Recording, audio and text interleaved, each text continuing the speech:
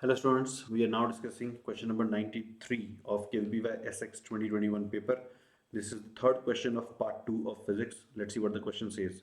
So in this question there is a ball of mass 2m which collides with another ball of mass m. The collision is elastic and this other ball is connected with a third ball which is of the same mass and these two are connected via a spring as shown in the figure. The figure is pretty explanatory.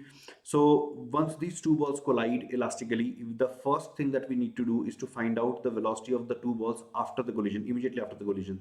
Now let me call this ball as 1 and this ball as 2. So after collision, we want to know the speed of the second ball. Now to do this, there are several methods. One common way is to actually use a formula like in case of collision, like I'll just quote a formula here. Let's say there is a ball of mass m which is moving with the speed of u1. There is another ball of mass m2 which is moving with the speed of u2, and these two collide. So let's say u1 was greater than u2, so that will lead to collision. Let's say the collision was head on. So after collision, let's say m1 is moving with the speed of v1 and m2 is moving with the speed of v2. So using the concept of conservation of momentum and coefficient of restitution, we can frame two equations, and v1 and v2 will become the two unknown quantities. And if we solve these two unknowns, these two equations for these two unknown quantities, we will end up writing this. We will end up getting this equation like v1 will be equal to m1 minus e times of m2 upon m1 plus m2 into u1 plus 1 plus e into m2 into u2 upon m1 plus m2. So this is what you are going to get. Similarly, if you want to write the value of v2, then simply exchange the subscripts 1 and 2. So this will become m2 minus e m1 upon m1 plus m2. You would have written this m2 plus m1 also, that would have been fine, and u2 plus 1 plus e into m1 u1 upon m2 plus m1. So if you remember these expressions, you can directly make use of them. Otherwise, what you can do, you can write the momentum conservation equation using these two balls and the coefficient of restitution equation, and then you can solve them to get the final value. One important thing here to mention, like some of you may be confused with the presence of the spring, like whether we should consider the second system as a system of mass of 2m. So no, for dealing with the collision, the spring will be ignored. Why are we doing that? It is because the spring can never exert impulsive forces. So anything which is non-impulsive in nature is ignored when we are dealing with collisions. So therefore, we just have to think about the situation where there is a ball of mass 2m which is coming and striking a ball of mass m which is at rest. Let's call this as 1, let's call this as 2. So according to the given scenario right now, u1 will be equal to v naught and u2 will be equal to 0. If I'm interested in writing the value of v2, then I'll use this expression. So u2 is 0, so this entire thing becomes 0 and this becomes 2 into m1, that's 2m, and then u1 is v naught divided by the sum of masses which is 3m.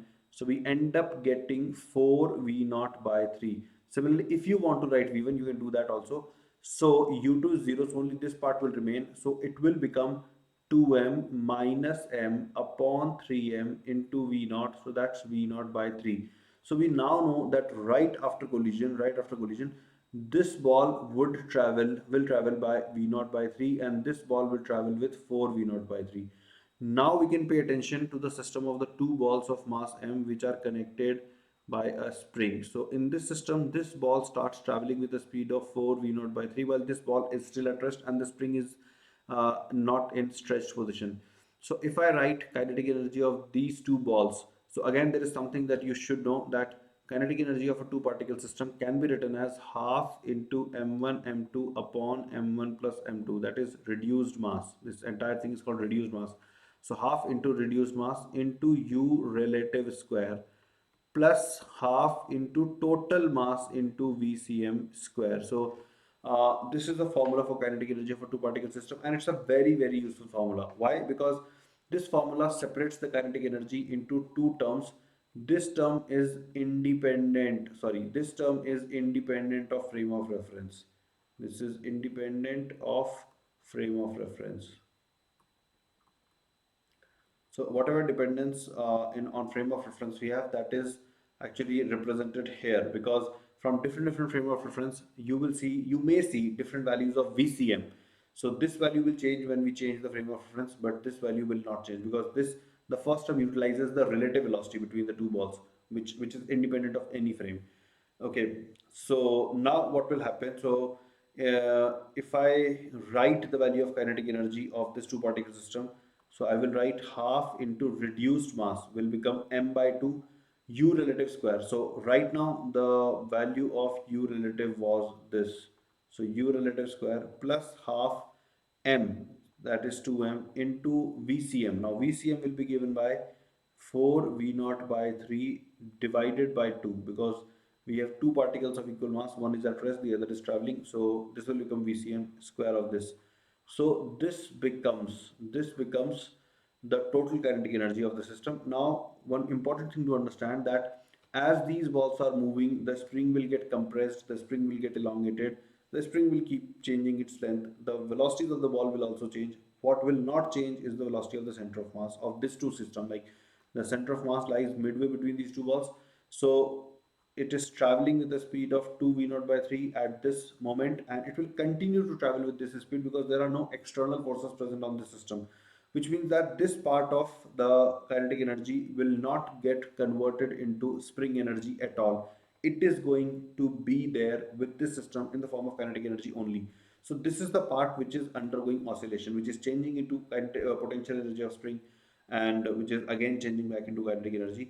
So what we call as oscillation energy, will be this part. So it will be how much?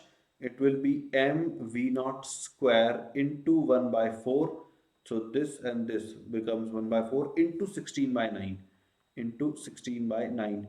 So this becomes m v naught square into 4 by 9, and I can very well write this as half into 2m into v naught square into 4 by 9. Now why did I write it like this? Because now this represents the kinetic energy of the incoming particle. The kinetic energy of the incoming particle was half 2m v naught square. So this is the kinetic energy of the incoming particle. And what were we expected to find out? It says that the ratio of the vibrational energy stored in the system of the two connected balls to the initial kinetic energy of the ball of mass 2m. So basically what we are looking for is energy of oscillation divided by k naught, and we now know that the answer would be 4 by 9. Do we have this in the option? Actually, I think the option is missing here, but the answer would be 4 by 9. I think that was option B in the given question. So guys, I hope you liked the solution. It was a good question. So I hope you enjoyed the solution, and do inquire about Vedantu Eklavya and do scan this QR code. Thank you, students.